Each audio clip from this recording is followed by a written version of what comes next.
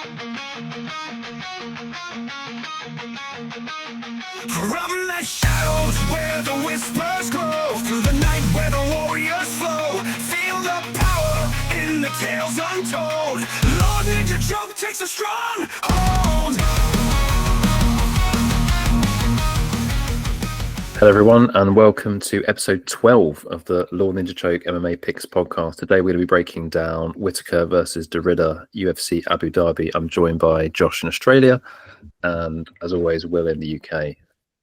Without any further ado, we'll take a look at last week's picks. So we have derailed ourselves somewhat on our magical upward cycle, and we got 1 out of 3 last week, despite high confidence in Ige and Kopylov. At least we came good with Holloway. All 3 of us liked him. Ultimately, Will picked him at even money, and Holloway won in Dustin's retirement fight, which was a sad occasion, but we're happy that we got at least one pick right. Will, do you want to talk about your last card? Yeah, basically, you could just snip last week's assessment of my performance, and it'd be the same thing. Because whilst my picks were really good, my bets were not. I think I was actually undefeated across the prelims. I got every single pick right and most of my bets right on the prelims. So I was very happy with that. And then as soon as the made card kicked in, where all of my bets were, Zellhuber, Holland, Ige, just 3 back-to-back awful losses. Things went to shit, basically. So, losing minus 3.61 units, considering most of my money lines fell apart. Actually, I'm not that mad about it. Max Holloway bailed me out. So, yeah, not a great week for me. Bit disappointed with it overall, but it could have been a lot worse, to be honest. Yeah, it could have been as bad as my card, which was probably one of my all-time worst cards ever. I'm pretty sure I've lost this amount of money before. I'm pretty sure, but it was bad, pretty much from top to bottom. Of course, Holloway won, so that's great. But a lesson learned from me was not to trust massive favourites and parlay them everything like an anchor parlay. Some of the people in the picking sphere who were parlaying favourites together. I had Zellhuber with Ige, Zellhuber with Holloway, Zellhuber with Crew. I just did not see Zellhuber losing under any circumstances. And, good on Michael Johnson. He looked fantastic. I also had Vettori, quite a lot of money in Vettori. And I don't feel so bad about that one. He was an underdog. I thought he gave it his best shot. Perhaps it wasn't as close as I thought it would be. But, it's important to look at your betting slates and just be honest with yourself and try and understand where you can improve. And I think I just need to tighten up and not have this many bets on a card, because it doesn't make sense to have a 15-unit outlet, 16-unit outlay, basically. I usually keep it fairly tight, 5 to 10, and just, against my best judgment, I put this much money on this card, which was highly unpredictable. I'll hand it over to Josh. Yeah, well, when it comes to the predictions for last week, it reminds me of a bit of a pump and dump situation where it looks good at the start, then it falls to shit later on. I got a few perfect predictions in, so the Crute submission round 1, Dulatov KO round 1, and Gautier KO round 1. So happy about those. But then afterwards, terrible. I would be disowned by my family if they would know this, so don't tell them. In terms of my my bets, I was a bit peeved about Kopylov not winning, because I was pretty passionate about him getting the win over Costa, but ultimately he looked like a frail dog shit, and it kind of blew my whole faith in him out of the water.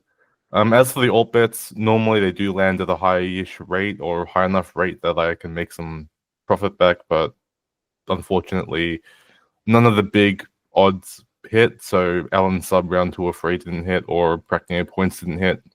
So I suck. That's it. No, I think it was a highly unpredictable card. One which I don't see. Think we'll see the likes of for many cards in the future, and that's just because I think usually the prelims are volatile. So the fact that all the prelims went like that, and usually the main card is more predictable, so it was really back to front. And if we look at this coming card in UFC Abu Dhabi, I think we've got what's a pretty healthy looking card in terms of competitive fights. The Movsar Evloev and Aaron Pico fight, I think, has been rescheduled. Other than that, I think these all stand.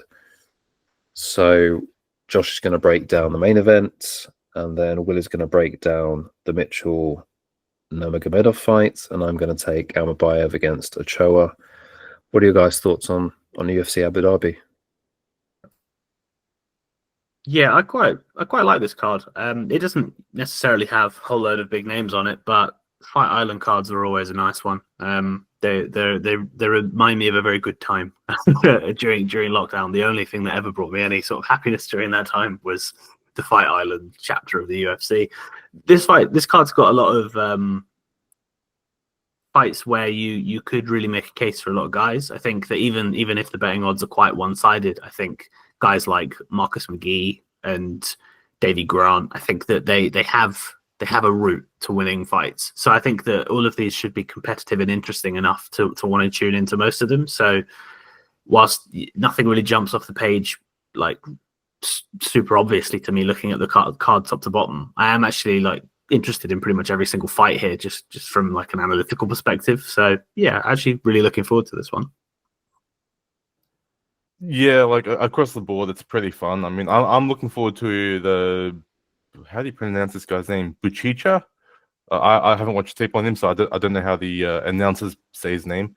But that guy, his whole Wikipedia, as Will told me a couple of days ago, it's just achievements and accomplishments in jiu-jitsu. It's crazy. So for that to be a heavyweight, that's pretty impressive, and it intrigues me to see if he can accomplish greatness at heavyweight, despite the fact that he's 35 years old and, facing a bit of a veteran in Budai.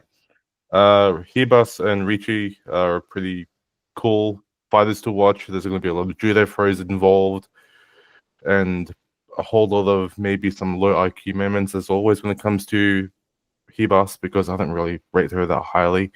Shara Bullet, you can't miss him. He is one of the most exciting fighters to come from this particular region of the world, like Russia, Middle East, that place. And I expect to see some crazy spinning back kicks, some just matrix stuff.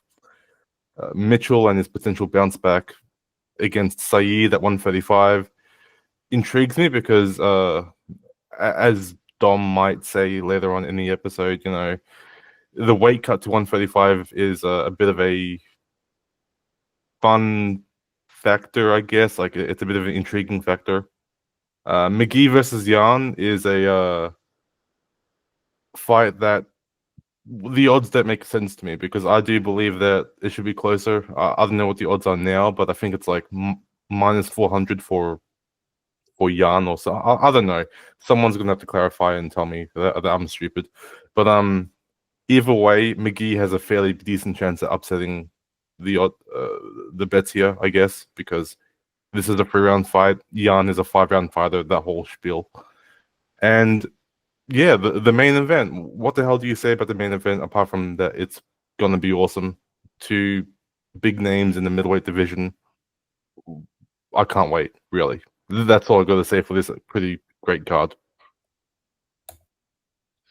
Yeah, I think there's anything for me to say. I think you guys have said it. I think it's strong top to bottom. Usually there's like 1 or 2 fights that I think I'll just tune out for that fight. But I think pretty much all of these will be watchable for one reason or another. There's like a reason to watch pretty much every fight. So on that note, let's go into the main event.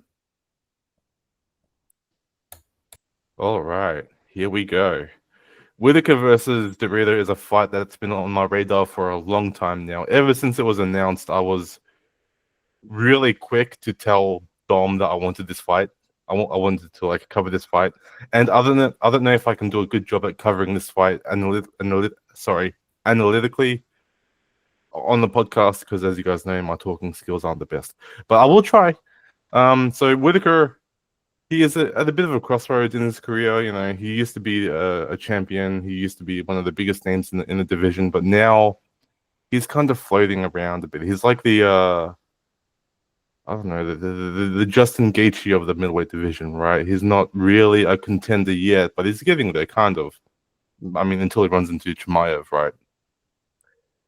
He is very experienced in facing the biggest names in the division. You know, Reinier, Vittori, Adesanya twice, and my personal favorite would be the 2 5-round bouts against Yoel Romero. Those fights are imprinted in my mind. Like, no matter what you say about Whittaker, those fights are going to be my counter argument, pretty much, even though that fight was 7 or 8 years ago. One primary advantage that Whittaker has over De Ridder is his striking, and I know that sounds a bit weird because De Ridder has showcased his Dutch kickboxing against Bo Nickel, but Whittaker has always been a perfect counter to a great striker, and that's because he uses his blitzes to off-time his opponent's ability to counter, and I expect his blitzes to make it uncomfortable enough for De Ridder to shut down any chance of a clinch being caught by De Ridder. And as you know, De Ridder does like to use his clinch when he strikes, right? He's a very tall and lengthy fighter, so he wants to clinch against Whittaker to deal damage. But with that said, though, Whittaker has had moments of being hit and then being wobbled and then being unable to recover. So there's always a potential for De Ridder to just flip that script on its head, right? When it comes to the counter wrestling of Whittaker, which is pretty important in this fight because De Ridder is a submission specialist, I do expect Whittaker to show the same sort of success he had against Chimaev. And that sounds stupid, but what I mean by that is when you watch over the fight against Chimaev, Whittaker was doing exceptionally well at flowing with Chimaev.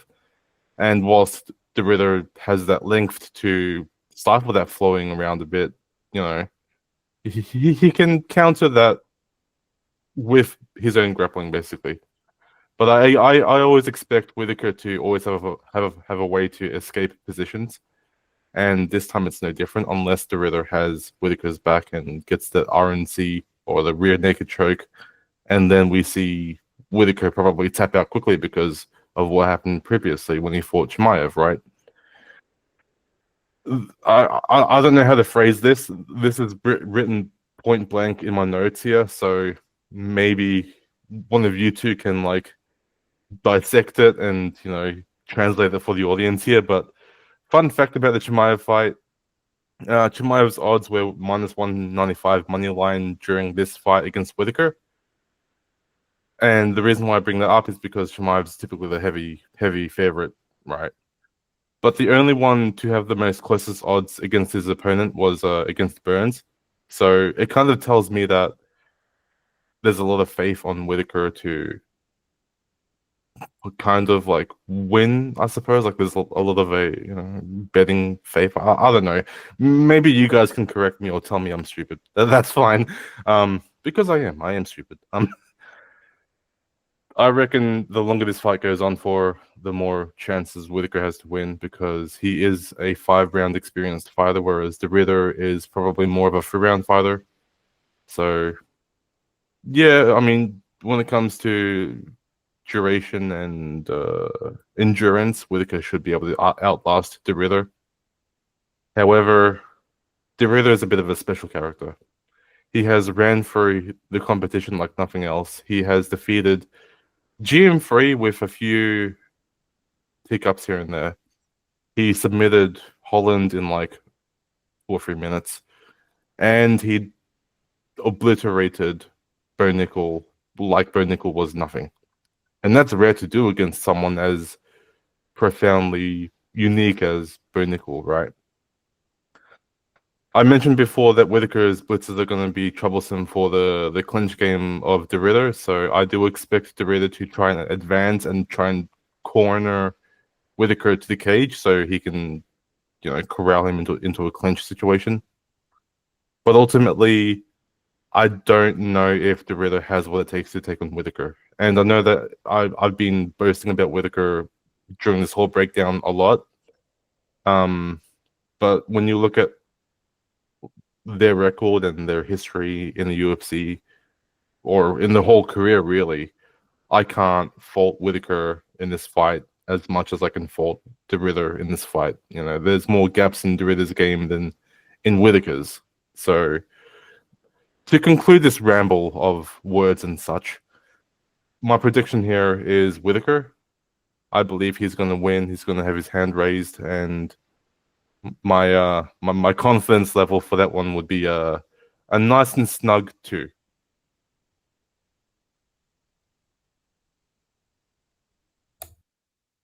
Go ahead, Will. Yeah, honestly, my confidence on this fight is really low myself. I just don't have a whole lot of strong opinions about it, aside from the opinions of not having strong opinions. So what I mean by that is I think that there is one major talking point on either side, and they're both kind of reasons to not bet this fight, if that makes sense. So I obviously look at everything from a betting perspective, and I kind of always want some sort of clarity and certainty, and I just don't think that you get that here.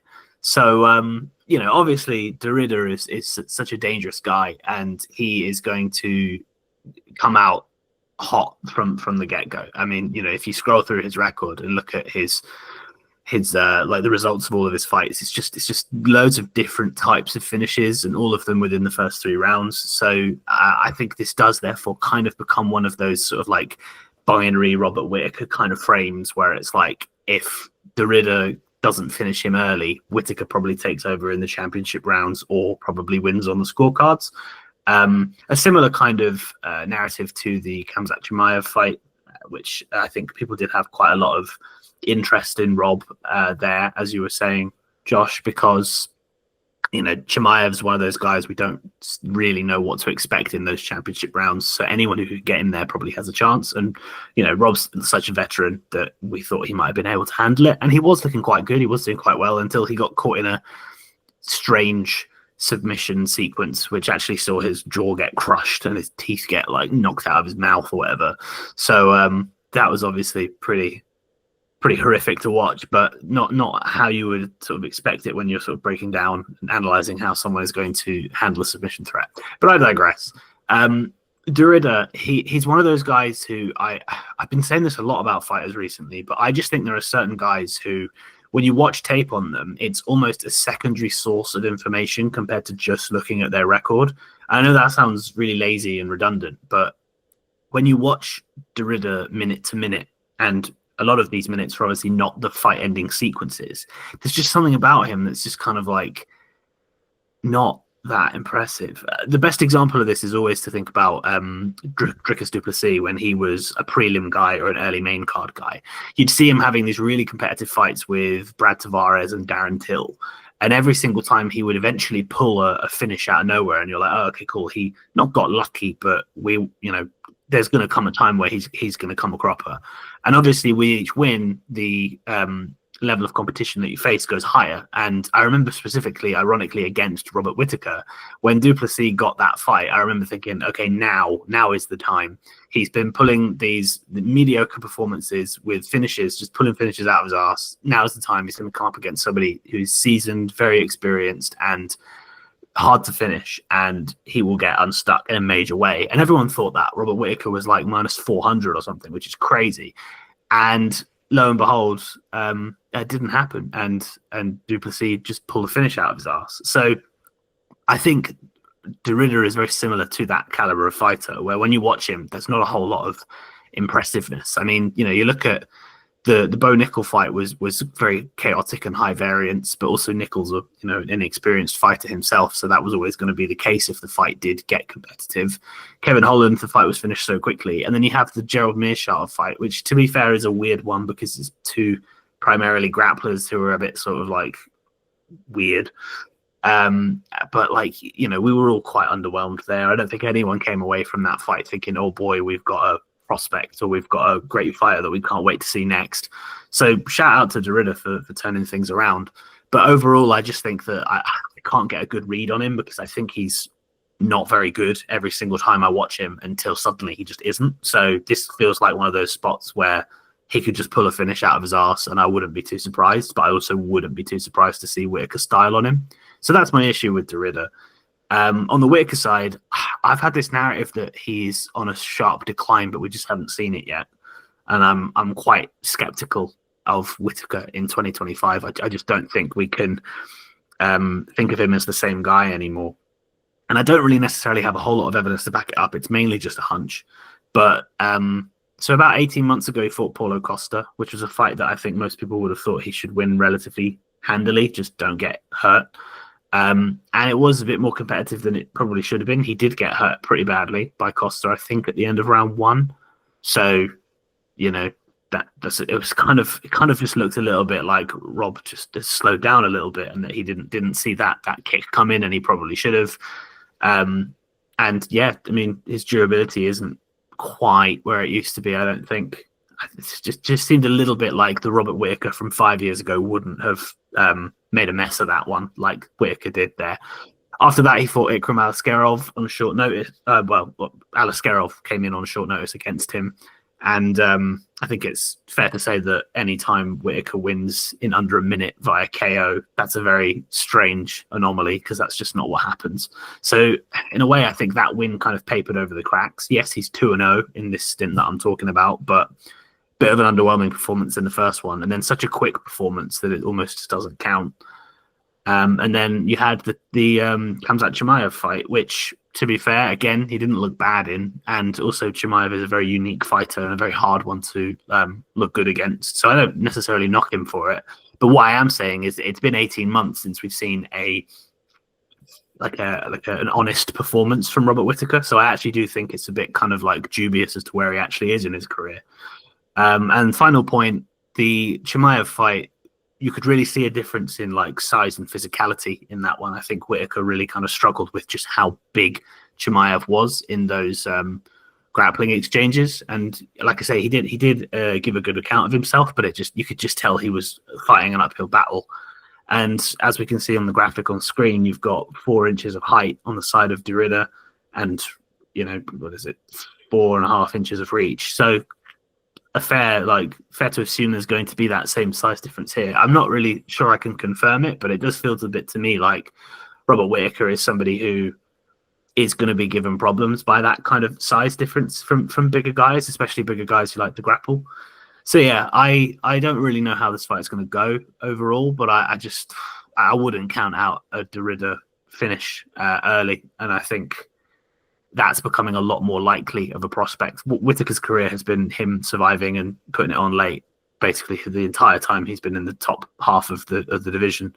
But it's becoming harder and harder and harder for him to do that as he gets older and he gets less durable. And to me, it just kind of feels like this could be one of those spots. So I'm skeptical, but I probably might think about playing Derrida's inside the distance props when we get those. But yeah, it's a tricky fight, but unfortunately not one that I can give a +1 on the confidence scale to.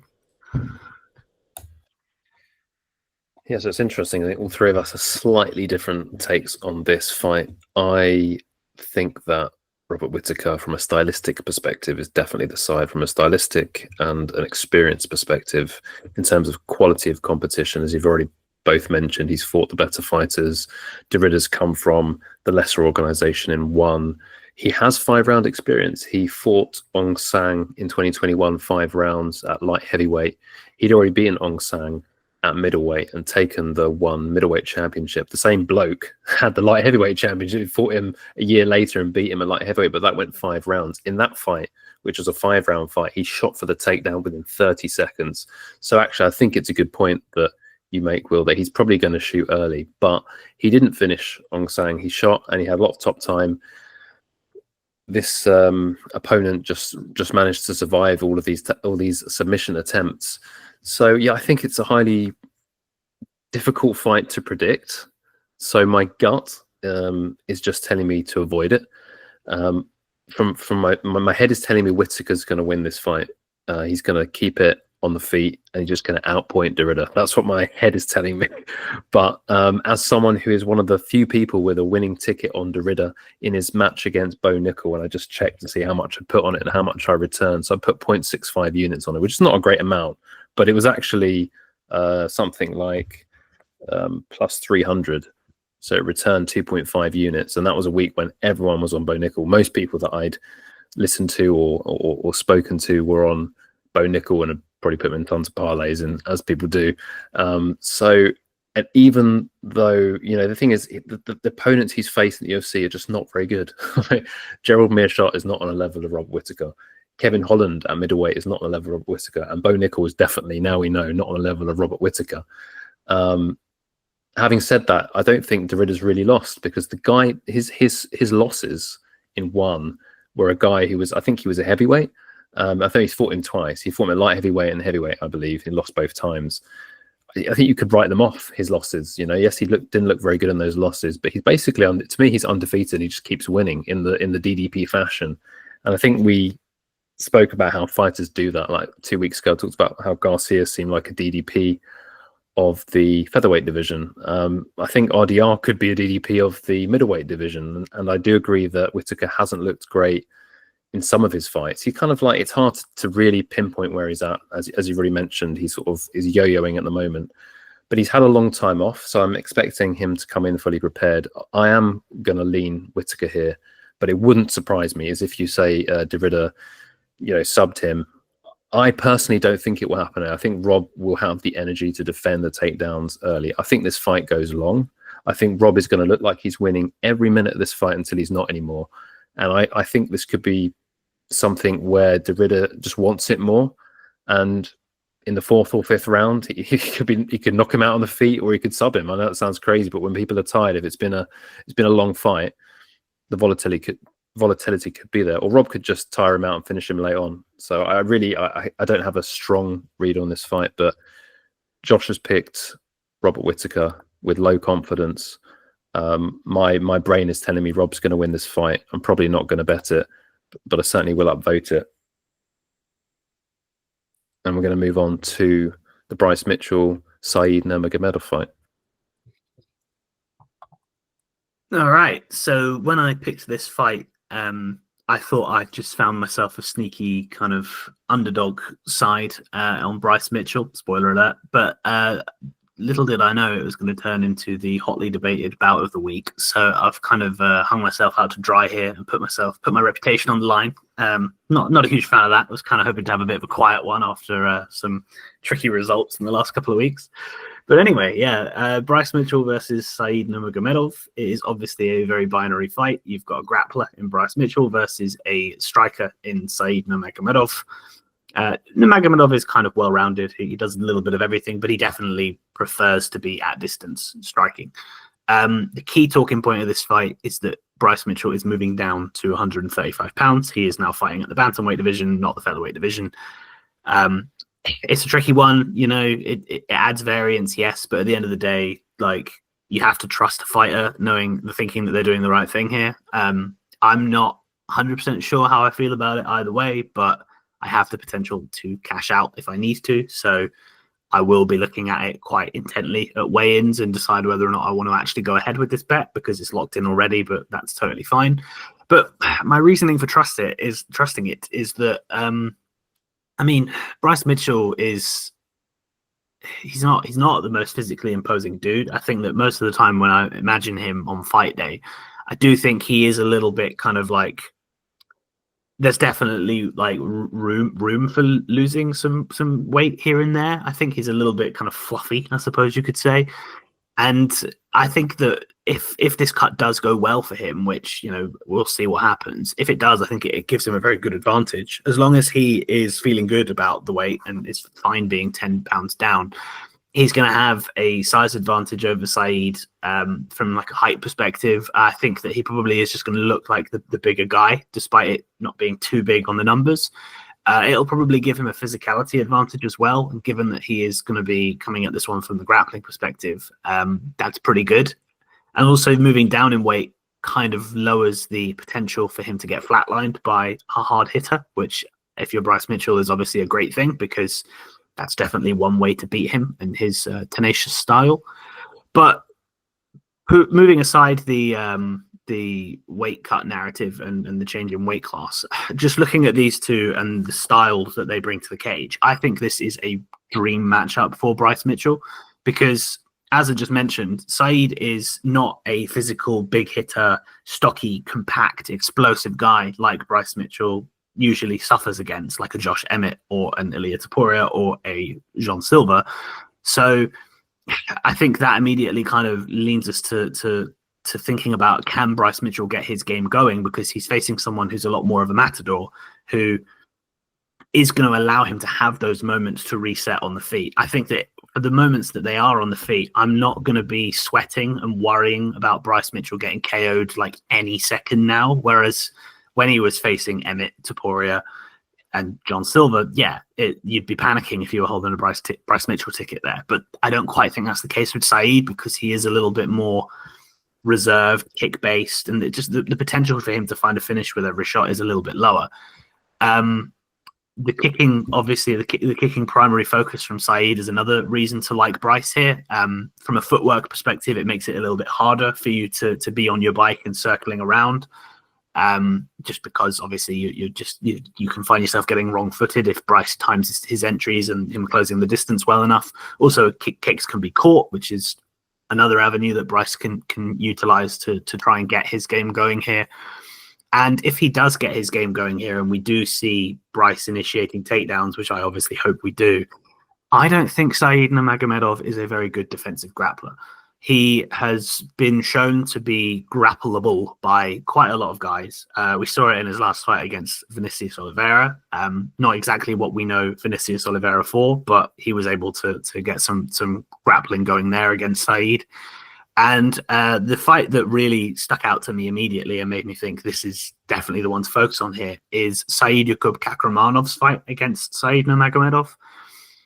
It was about 7-8 minutes long, and it was 6 minutes and 59 seconds of Kakramanov ragdolling him.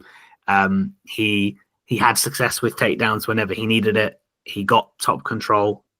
He favored ground striking over positional awareness, and I think that is kind of what made the scramble ability of Saeed kind of come into play there.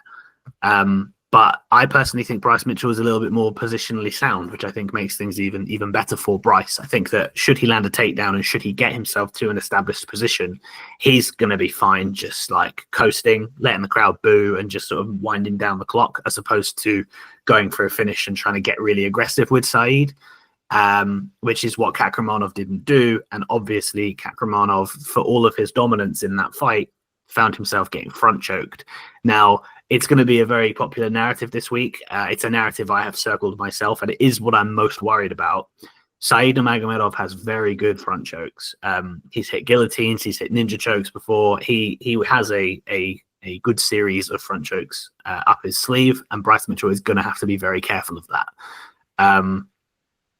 There's nothing I can say to argue the contrary there. I'm worried about it. I just hope Bryce is sensible, basically. But if not, if we don't see Saeed hit one of those, I think we see Saeed in the inferior position in the grappling realm for the majority of this fight. And I think Bryce Mitchell has shown himself to be a hustler for 15 minutes. He will go hard. He knows how to. He's got that farmyard strength. He's got that brute force and determination to win. He will push hard against guys who will also push hard back against him. We saw him have to dig deep, well, relatively deep in the third round against Dan Ige, and he pulled that off. Whereas Saeed has very questionable cardio. We saw it in that last fight against Lockdog. He wilted in that round 3. And when you consider that for him to get his game going, it is going to have to be that high movement, evasive, I need to keep distance style. That is one that will gas you. That's something I kind of alluded to in my breakdowns last week when talking about Kyler Phillips versus Vinicius Oliveira. I said that Kyler was going to have to implement a similar style, obviously against a striker and not a grappler, but we saw how much that pedaling backwards approach kind of took out of him. And it won't be so prevalent here for Saeed because he doesn't have to worry about like anything striking wise from Mitchell. But I think that there's a likelihood that he is on his bike here, and that is going to bring those cardio things into question. And obviously, if the grappling starts, all of those scrambles and transitions is going to sap his cardio harder, like it did against Lockdog. So I basically think that Bryce Mitchell should be expected to win this fight if the weight cut goes well, if he doesn't get front choked. Those are two plausible things that could obviously tip the balance in Saeed's favor, but I think it's more likely than not that he doesn't suffer under those two categories. So in my opinion, Bryce Mitchell should be the favorite. I personally think he should have been around like the minus 150 mark. So when I was looking at this fight, he was plus 110, which obviously therefore to me is value. So I played Bryce Mitchell. But he has turned out to be quite a popular underdog. And since then, he has moved into favorite status. I think he's around minus 120, minus 125 at the moment, which is never a good thing because it means that now everybody is going to be talking about Saeed as a great underdog. And everyone who's on Mitchell is stupid for betting him as a favorite, which I am not. It's fair to say that I am one of the smarter people who is on an underdog in this fight, but it's just not everyone else's underdog. But anyway, we will see what happens. From a confidence perspective, I gave this one a 2 because I kind of did want to swap it to a 1, but in my opinion, I am actually quite confident in Bryce here, but I'm just kind of scared about all of the intangibles and how popular Saeed is going to be as an underdog. I definitely think there is potential for buyback on Nurmagomedov simply because he's fighting on his home country. He's in his natural weight class, and people don't necessarily like Bryce that much. So yeah, I think this is going to be a highly contentious fight. People are going to be talking about it all week, but I did my analysis. I bet it at the best possible price. I've done my job. I think I'm on the right side. Hopefully Bryce gets it done for me. What do you guys think? He's not technically fighting in his home country since he's Russian, but he is in his neck of the woods, so to speak. So yeah, I take that point because that was going to be one of the points I made, that I think if this is a contentious fight and it goes to the judges' scorecards, there's always that potential that, you know, the crowd are celebrating everything that Saeed Nurmagomedov does and that Bryce doesn't do. I don't have a lot to say here. I just wanted to point out a couple of things in addition to the obvious things you've pointed out about the weight. It's not just the weight, it's also the traveling. Bryce Mitchell hasn't traveled abroad. Not saying that he can't. He strikes me as someone who sometimes puts on an act, but I think that that's a variable to consider, that he's in Abu Dhabi for the first time in a different country with different customs, and that's just something that he has to deal with. It's not a big deal. I just think that's another thing to consider from the capping perspective. Will, you mentioned you capped it around minus 150. I honestly think that all things being equal, and those things being the weight not being a factor and the territory being neutral, I could get on board with that pricing. But because I don't know about the weight and I don't know about how he's traveled and how he's adjusting, I personally can't get to the Bryce Mitchell side. Having said that, I can't get to the Nurmagomedov side, and the main reason for that is if I just look at the quality of competition that Mitchell has fought and beaten, it's definitely higher, obviously at featherweight versus bantamweight, than Saeed. Saeed hasn't really beaten anyone of note. Anytime that Saeed has fought someone who has, you know, certain pedigree, like he's lost to Jonathan Martinez, Vinny Oliveira, and he's lost to Raoni Barcelos. And I don't know who his best win is. I think it might be Douglas Silva de Andrade or Cody Stamen, who are not bad fighters. I don't know if either of them is ranked or was ranked, but I just don't think Saeed has proven himself to be an elite bantamweight. But at the same time, I can't bet on Mitchell unless I see him, see how he looks on the scales. I may get to a small play on him if I feel he's like he seems well enough, because I think you're right. I think it's pretty straightforward. Just take this guy down, don't get choked, right? Don't do anything silly, and just win a decision. I think you can do that. So yeah, that's it for me. What do you think, Josh? Yeah, you guys pretty much covered most of the bases around here. But one thing I kind of want to add, which is, well, maybe not one thing. I got 3 things listed here, which is like not a lot. So bear with me. given that Mitchell usually has a one-dimensional approach to takedowns, I do expect that Nurmagomedov will use his shoulder blocks or down blocks, where a fighter drops their base and then just rams into the person doing the takedown, basically. That's going to be very effective because Nurmagomedov is the shorter fighter, and typically taller people can't wrestle well unless they can mix up their entries a bit, and I don't think Mitchell can really do that. Maybe I didn't see the tape properly, and maybe I'm a bit stupid, but I just think that when it comes to Nurmagomedov's takedown defense, whilst it is a bit of a question at the moment, Mitchell should make it a bit easier for Nurmagomedov to defend those takedowns, if you get what I mean. Like, there's always going to be a Mitchell takedown threat. And what you see in Nurmagomedov's last few opponents in like Vinicius Oliveira or Saidikov Ramanov or something like that, there's always a more mixed threat there, right? Oliveira is a great striker, but he's also good at wrestling. So Nurmagomedov's defensive mindset is a bit switched or a bit split. The other thing, well, I kind of mixed two things in that whole ramble there. The other thing is pretty prevalent here, as both Will and Dom explained. The weight cut to 135 could be disastrous in that Mitchell loses the muscle mass in order to make that weight.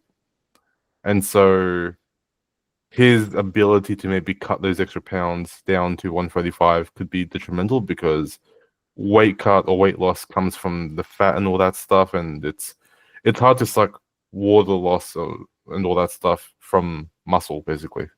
From what I know, I'm not a physician or whatever they want to call it, right? Like, I'm just a guy in Australia, but like, I am concerned about the weight cut for Mitchell.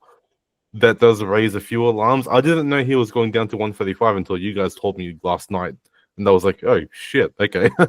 So I am not going to really +1 on the confidence scale here. I want to do some tape and then come to my own conclusion. But what Will said and what Dom said just now is pinpoint accurate from what I can hear. So props to you guys for doing such a great job at breaking it down. That's all I've got to say for this one. It's going to be a fun fight. Yeah. Will, do you have anything else you want to say? Firstly, good catch on that slip of the tongue. Obviously, Saeed is Russian, but he's Middle Eastern. It's in the Middle East. You know how it is. It feels like a home crowd. And also on the discussion of him traveling abroad, yeah, that is fair. I mean, I wonder if Bryce looked out the window of the plane and thought, wait a second. But if not, he has been in Abu Dhabi for about 2 weeks now, I think. Check out his Instagram. He's got a funny little story about him getting changed in a changing room and pissing off some locals. But yeah, I think it's just going to be one of those fights. You know, we could see quite quickly that Bryce moving down in weight is not a good idea. But at the end of the day, I've just looked at it from a tape perspective, and I think I see a stylistic advantage. So I'm just hoping that all of the variance doesn't play in. But if it does, anyone on Saeed on the underdog side has probably cashed themselves a good bet there. So, you know, it's going to be one of those interesting fights. Yeah, I've got to be honest. I'm probably not going to bet the main event or this fight. I probably have been burned by last week's card, because now I'm laser focused on my spot, which is Asu Almabayev versus Jose Ochoa. So I will give a spoiler alert as well for my breakdown. I think that this is a buy low spot for Asu Almabayev, and if you're on the Jose Ochoa side, you're buying high, and I'll take you through it. To start with, their records. So Asu Almabayev has had 24 professional fights. He's 21-3. 5 of those fights in the UFC. So he's got 4-1 record. He lost his last fight, which was almost like a #1 contender fight against Manel Cap. He was stopped in the 3rd round there. Jose Ochoa is 8-1. He's had 9 professional fights, so less than half the number of fights that Asu has. and he's 1-1 in the UFC. So he lost his debut in Macau against Lona Kavanagh, who is a very talented prospect. That wasn't in question. It was a close fight, but it was 2-1 on two of the judges' scorecards and unanimous 30-27 on one of the other judges' scorecards. I did watch that fight, and I did think that he did pretty well. But also, Lonnie was evasive, and I think he outstruck him. Basically, it was a stand-up fight mainly. Jose Ochoa actually shot because he was struggling a little bit with the stand-up. The height and reach advantage is in favor of Ochoa here. So he's 5'7" to Asu's 5'4", and he's got 2 inches of reach. He's also fighting out the southpaw stance, which is something to bear in mind. He's got mainly knockouts on his record, mainly first or second round knockouts, so he hasn't really been taken to deep waters. His first fight to go into the third round was against Lonnie Kavanagh in his penultimate fight. In his last fight, you can see his fights on the right-hand side. He beat Cody Durden. He starched him in the second round in what was a fantastic performance, and Ochoa looked great. I'll be honest, I was on the Cody Durden side. I thought that Cody Durden's experience and his wrestling pressure would be too much for Ochoa, who was less experienced and coming onto the big stage in Atlanta. But he did fantastic. He really showed good takedown defense. He really managed to keep Durden at bay for the most part, and he was damaging Durden on the feet the whole time. And Durden's had a rough time recently. His previous fight was against Joshua Van, where he took an incredible amount of damage, and he'd been finished prior to that as well. So I think it's fair to say Cody, at 34 in the flyweight division, is kind of past his prime and on his way out. So the main issue I have with Ochoa is that we just haven't seen a lot of his grappling, a lot of his takedown defense. He was actually taken down by Cody Durden 2 times. The first time was up against the fence. He got him down. Because it was against the fence, Ochoa popped back up. The second time it was in the open. He got him down clean. Ochoa didn't get back up. Then the bell went at the end of the first round for a total of like 1 minute and 42 of control time in that first round. And pretty much as soon as the bell sounded for the second round, he basically starched him at the start of the second round. So we didn't really get to see much more of Ochoa. That fight took place not that long ago, actually, June the 14th. So about 6 weeks from what will be July 26th when Ochoa is going to take on Almabayev. So that's 6 weeks. But he only found out about this fight on the 8th of July. So that's 2 weeks out. On the 8th of July, Asu Almabayev was already training at Dagestan Top Team in Abu Dhabi. He was expecting to take on a guy called Temirov, who's an absolute monster, who has just incredible power. I went through his record. He's got like 20 fights, more than half of them are round 1 KOs or something crazy like that. So he knew he was going to be facing someone who's very, very aggressive and dangerous on the feet. Hopefully, he's been practicing his footwork and he's going to be evasive, because I think Ochoa's going to come out hot here. He's got nothing to lose. He's taken on this on short notice. We don't even know when he's arrived in Abu Dhabi. So we're discussing beforehand, what the timelines are here. If you found out about it on 8th of July, we're recording this on the 21st. We looked at his Instagram. We can't see any evidence that he's there, but apparently he may have arrived 24 hours ago. So he may have arrived on the 19th, so a week out. I think that's definitely a red flag. Whenever he arrived, it's not going to have been long enough to adapt fully. Yeah, and I think one thing I want to talk about is actually Almabayev now. So Almabayev, in my head, one of my main concerns about him was his stand-up, because I remember the Cap fight and I was like, he doesn't have good stand-up, and if he's fighting a guy like Ochoa who's lethal on the feet, this is going to be a tough fight for him. So I went back and watched the Cap fight. It was a bit of a strange one. It seemed to me, because that was a 5-round main event, it seemed to me that Almabayev really wanted to take his time, maybe prove himself a little bit on the feet. It was his first main card spot. He didn't shoot at all in round 1. He shot eventually with 40 seconds left. He got a heel and he quickly let it go. He went 0 for 6 takedowns in the Cap fight. What people may not have remembered is that actually Almabayev got cut badly in the first round. It was a good shot by Cap, an overhand right, caught him below the eye, cut him in the tear trough area underneath his eye, and the blood was in his eye, and it was bothering him throughout the full 3 rounds. He pointed to his eye in round 2. He said that Cap had eye poked him, and the ref just said it was a punch, keep going. And they did the replay, and they showed that it was actually an open hand kind of swipe. I don't think it was necessarily intentional, but he basically caught him again in that same eye that was already damaged in the first round. He caught him in the second round. And in the finishing sequence, if you actually watch it, they don't show it in the highlights on the UFC highlights because they just show the finish. But he actually points to his eye right before saying, "You've eye poked me again." And then the finish happens. So it's not like a clean finish. It's kind of just like basically the ref was like giving him a mercy stoppage. So it was really strange because I was thinking, well, if he's chinny, if he's got striking defense issues, this is going to be, Ochoa all day. But if you dig into the details here, you see that actually Almabayev, you've watched all his other fights, he's pretty accomplished on the feet. I mean, he was standing with Mateus Nicolau, who is pretty decent on the feet, and all his other fights, he takes his time, and that's what I really like about him. He's not a grappler who's just going to shoot straight away. He is going to wait for the opportunity. He's going to trust himself a little bit. I know people can say, well, if he trusts himself, he can get caught.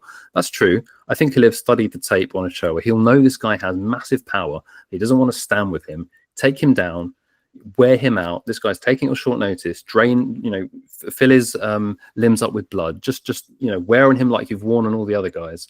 My main concern is it's true that Almabayev hasn't faced the highest level of competition that you would want, but then I think Ochoa has faced no one like Almabayev, and I think he won't be prepared for this kind of wrestling intensity and grappling pressure. Almabayev's been wrestling since he was 5 years old. He's been in the MMA game for a long time. He has a lot of experience. I think he's fighting at home.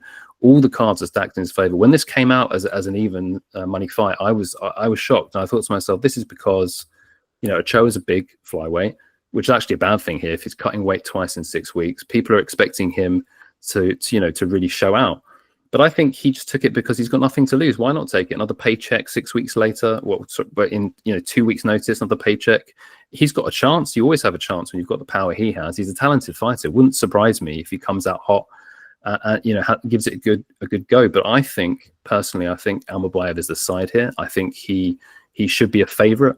I would cap it at -150.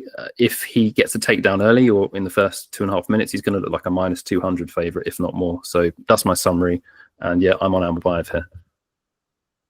I really do think that this is a classic case of wrestler versus striker. Almabayev's takedown offense is fantastic. The volume of his takedowns should be troublesome for Ochoa, because I don't think that Ochoa, as Dom said, has faced anyone like Almabayev, like that takedown volume offense kind of thing. I expect, though, that Ochoa's striking is going to maybe stifle Almabayev a little bit, because in order for Almabayev to get into a wrestling position or a wrestling takedown position, he needs to get past those hands, and that's not going to be easy. And it's not just hands; it's his kicks as well. Like when you see Ochoa's fight against Durden, the first strikes he threw were kicks, almost exclusively, like teeps, roundhouse kicks to the body. Pretty much anything from the waist below he threw. The problem, though, with Ochoa, and maybe it's a problem with like his whole camp or his whole team, and this isn't a dig at his team or anything like that, but like shoot box fighters are pretty stupid in the cage, and they often make weird mistakes, or they often strike too much and then get overwhelmed by the wrestling. That's my only criticism for anyone from that team. It's a bit broad, but that's me. I do think that the output of Ochoa could expose himself to counters from Almabayev, and given that Almabayev is a shorter fighter, I see Almabayev's overhand right pretty much landing cleanly, and given that this is an opposite stance fight, it's going to be a battle between power side strikes. So even though there is not too much of a difference in reach in this fight, Almabayev's whole game plan is to propel himself forward, and he could mask a takedown with a overhand right or vice versa, all that stuff. The final thing here that I'll add, because I mean, I'm pretty sure Will's gonna say some amazing stuff, and yeah, I'll probably agree with it all, but I expect a head clash, and that's probably a wild thing to say, and I normally say these really wild things like every episode, but it's an opposite stance fight. We see this happen all the time. I mean, if Dominic Cruz is on the commentary table, we'll hear it again. Then he's very loud about that. So yeah, I got nothing really to add here. I do have Ochoa as a pick because I did tape this already. I did do my write up already. I do believe that in today's world of MMA, damage is the ultimate factor, and given that Almabayev probably doesn't deal that much damage in his fights, I expect that Ochoa will be more of a visually appealing fighter to watch for the judges, and that's going to be the most pivotal thing in this fight, really. I mean, I got nothing else to add here. I look forward to it, but my pick here would be Ochoa, so that means confidence-wise, I'm not touching it, basically, so yeah. Yeah, so my stance on this one is very similar to what I said about the main event. I just don't have any strong opinions because I think there are some gaps in the knowledge, mainly on the Ochoa side. So yeah, Ochoa is just so new to the UFC. There isn't enough footage of him grappling people. I know he fought Cody Durden last time, but even then, it was quite clear relatively quickly that it wasn't going to be a fight that was going to go Cody Durden's way. So even the grappling instances we did see were kind of under duress, and the only clear takedown that we saw Durden land in open space, the clock ran out about 30 seconds later. So, whenever I'm looking into a fight, if I think I find an angle for a bet, I always want to be able to see the fighter that I like, see all of the good things that he does in one particular area of MMA, and then cross-reference that to the fighter he's facing and seeing them struggling in that area. And I just cannot have confidence in saying that Jose Ochoa is going to either A, struggle against Almabayev, or B, have loads of success against Almabayev. So it makes it a very hard fight for me to have any real opinions on. When the fight was announced and I was looking into things, I did immediately think that the narrative on this one was going to be one of those overinflated hype jobs in Ochoa versus somebody whose stock has taken a massive hit in Almabayev after that loss to Manel Cap. So I was interested to see what the odds were going to be, because Almabayev is definitely potentially was going to be in a buy low spot, but because it's Ochoa and I have no idea how he's going to handle the grappling, because I don't know how good he is at defensively grappling, really, it's hard to say how whether or not this is a buy low spot for Almabayev, but it probably is. But again, can't say for sure. Another thing I can say on the other side to give Ochoa some credit is that what we saw him do in that Cody Durden fight and have that sort of real strong physicality where he just seems like a brick wall, that kind of thing is definitely going to help you against wrestlers. And I think that for all the moments that we are out in open space here, whilst it might not be super chaotic with every single punch that's thrown, I think Ochoa is definitely going to be looking better. And as Josh just mentioned, damage is a key metric these days. And I think Ochoa's, output in the striking department is very likely, if not definitely, going to be enough to get him around and obviously potentially find a finish. So yeah, this could end up being a fight where one guy is dominant. It probably will end up being a fight where one guy is dominant, but because of the gap in our knowledge, we don't know which guy that's going to be, hence the very close betting line. I do think Almabayev is probably the side at these odds, just because we've seen his potential. I mean, having a win over Mateus Nicolau is massive. I think that if he didn't have a bad chin, Nicolau would be a champion in this division. I think he's that good. And Almabayev didn't really rely on the chin when he won that. He won it competently. So I was very impressed by that one. So I do understand the pick in Almabayev, but I can't co-sign it simply because of the lack of knowledge we have on Ochoa. Also, one final thing to add, which I discovered very recently, Ochoa is coming into Abu Dhabi quite late in the day. I think as of from a bit of Instagram stalking, it's believed that he was getting off the plane in Abu Dhabi on Monday night. So that is obviously 5-6 days of time to get acclimated. Obviously, it's not It's not like we're in like an altitude place, but people do say that you do have to take a decent amount of time to really get acclimated to be in a place like the Middle East. I know Dom kind of highlighted that earlier on when we were talking about the Bryce Mitchell fight.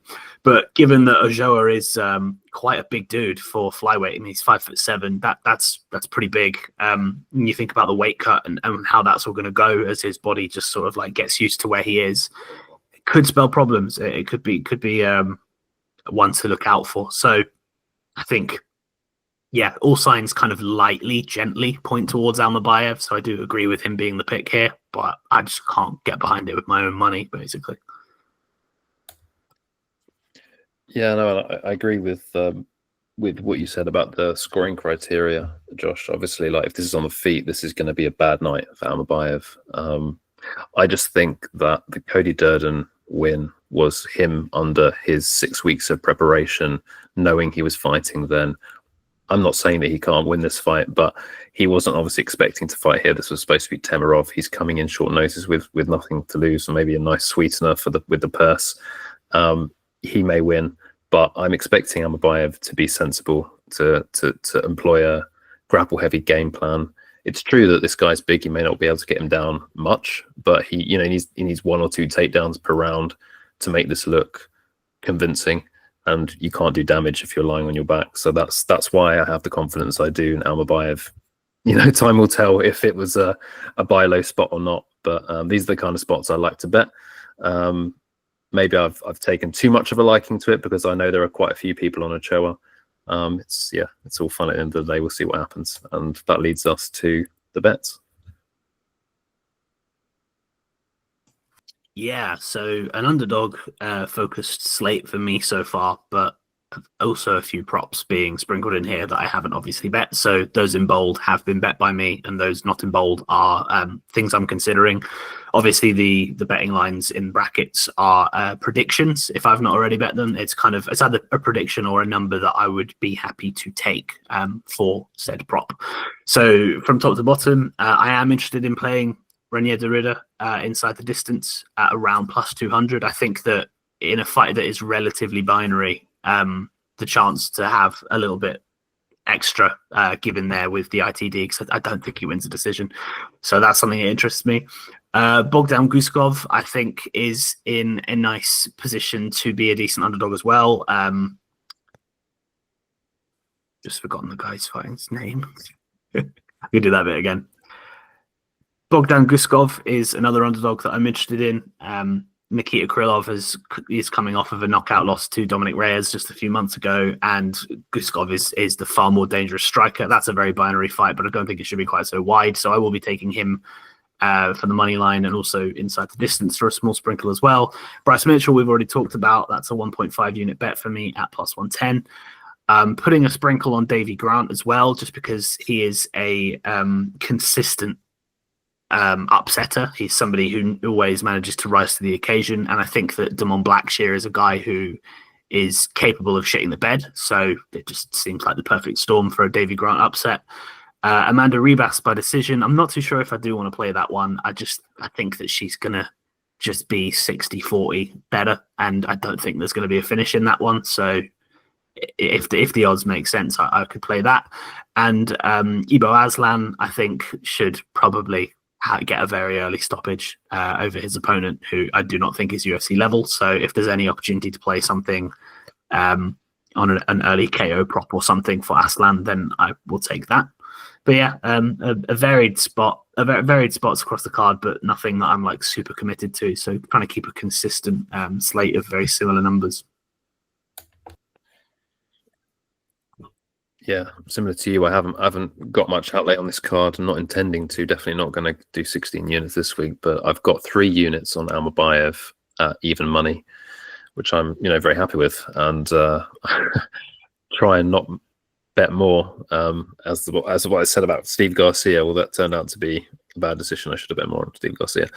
I think playing the Almabayev decision prop, if you don't like the money line, for whatever reason, is probably a way to go. You could sprinkle the decision. I already have the 3 units. I think it's probably fiscally, it doesn't make sense to play the decision prop, but I will definitely look at it just to see what the line is.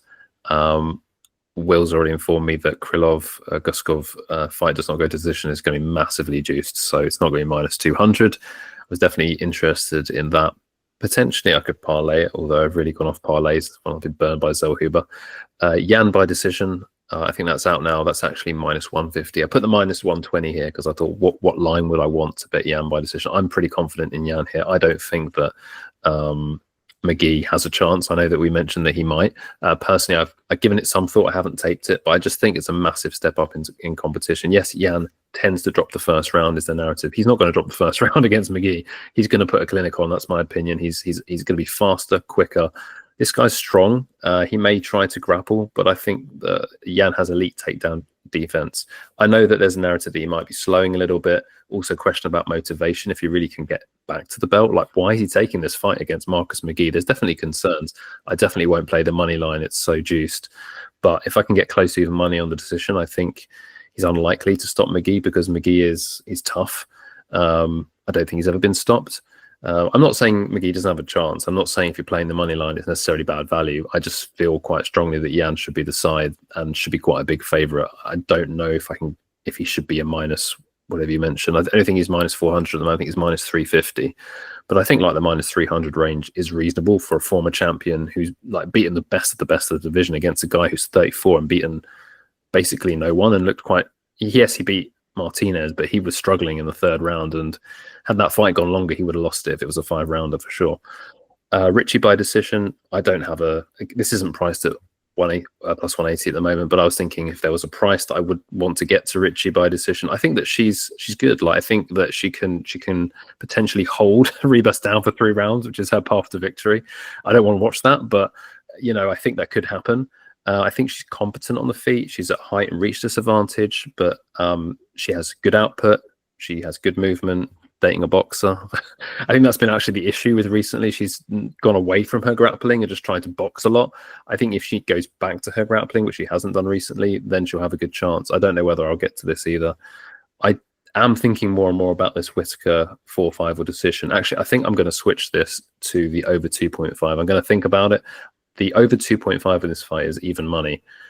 I just think that if Rob can defend these takedowns of RDR, he's not going to seek to finish RDR early. I don't think it's as binary as everyone's saying, like it's either an early finish for RDR or a late finish for Whittaker. Although, this bet is in line with a late finish for Whittaker. I just think that I think Whittaker's better basically, and I just don't think he's going to finish early. That's what this bet is predicated on. Whittaker's better. He should win. Yeah, I don't know whether I'll get to this. Depends on how it's lined. And the last one is just, I know that this Muhammad Yahya guy is pretty terrible from what I've seen. Has terrible striking defense, and Nguyen is untested really in the UFC. So it would have to be higher than plus 200, I think, for me to take this. But yeah, just to get the KO TKO. Muhammad Yahya would be at home. He's from the UAE, so if it goes to decision, it's not probably going to be the way you want it to go. I think Nguyen knows he's going to have to put out and show out here. Josh, what have you got? Yeah, I've got barely much compared to you guys. Whittaker via KO points, which is a double chance prop, is my lean for that fight. I mean, I always make a singular bet for the fight that I break down on the podcast, so that's going to be mine for this week. And as always, I do some silly, weird, niche parlay stuff. So in this particular parlay, it's over 2.5. Sorry, that's meant to be rounds. They're not fights. That's going to be like a tournament thing. But Ribas and Ricci would be over 2.5 rounds. Jan McGee will be over 2.5 rounds, and Salikov Leal will be over 2.5 rounds. That's going to be my free legger for this podcast episode. And as always, I post my stuff every Wednesday, my write up and all that stuff on the MMA betting subreddit, and also on the new UFC Sharps subreddit. So there'll be more on that maybe next episode. But yeah, you'll see my my entire betting slate there, my parlay, my alt bets, my locks, whatever the hell, So yeah, you'll see it on Wednesday.